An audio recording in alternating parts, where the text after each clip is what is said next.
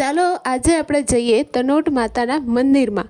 સવારે 1:30-2 વાગે અમે નીકળી ગયા રાજસ્થાન જેસલમેરની નજીક આવેલા તનોટ માતાના મંદિરમાં, જે બોર્ડર વિસ્તાર ઉપર આવેલું છે।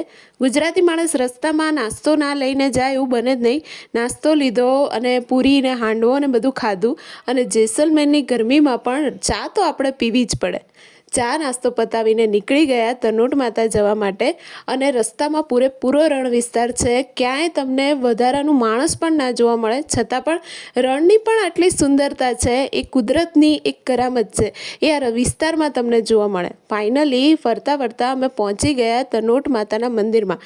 એવી માન્યતા છે કે જ્યારે ભારત ઉપર પાકિસ્તાને હુમલો કર્યો ત્યારે તનોટ માતાએ જેટલા બી બોમ્બ એ આપણી ઉપર પડ્યા એને ડિફ્યુઝ કર્યા, અને માતા તનોટ એ આજે પણ આપણા દેશના સૈનિકોની અને આ સરહદી વિસ્તારની રક્ષા કરે છે, જેની પૂજા આપણા દેશના સૈનિકો દ્વારા જ થાય છે। મંદિર સાહસ, વીરતા અને શ્રદ્ધાનું એક અનોખું ઉદાહરણ પૂરું પાડે છે। દુનિયામાં શ્રદ્ધા અને શક્તિથી મોટી કોઈ તાકાત નથી। એક એવી શક્તિ છે જેની ઉપર આજે પણ લોકોને વિશ્વાસ છે, અને આ વસ્તુનું ચોક્કસ ઉદાહરણ પૂરું પાડે છે તનોટ માતાનું આ મંદિર। માં છે તો સરહદની રક્ષા પણ છે।